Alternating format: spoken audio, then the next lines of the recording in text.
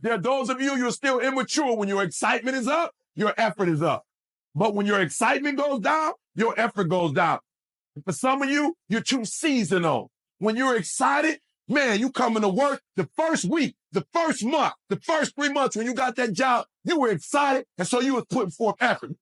You on blaze. You got comfortable. And you're not excited no more. And guess what happened? Your effort has gone down. So do me a favor. Get off of that feeling stuff. Get off your excitement.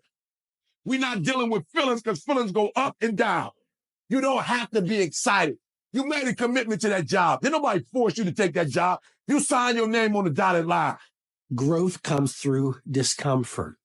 You look at a great athlete. It's the way they show up in the championship game is simply how they showed up in the lonely light of the early hours at practice.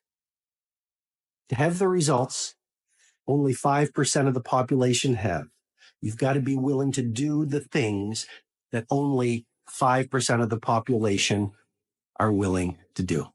A champion doesn't become a champion in the ring. He's merely recognized in the ring. The becoming happens during his daily routine. The practicing, the developing, the discipline that when applied consistently can get you to the next level.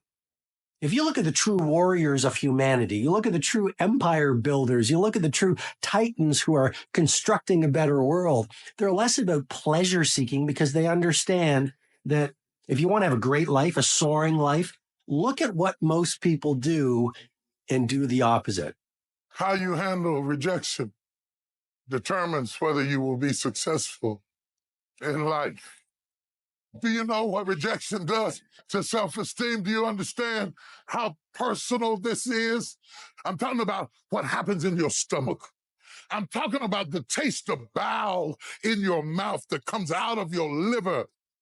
Because it's not just that the door is closed. The closing of the door says, you ain't no man. You ain't no man. You ain't nothing.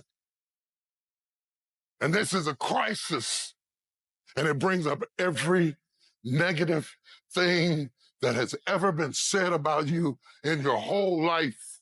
Making a freaking plan is the easy part. And you have to understand, if you don't execute on the plan, if you don't get up in the morning when you're feeling tired, scared, if you don't execute, you're not just cheating yourself, dude. You're cheating your family.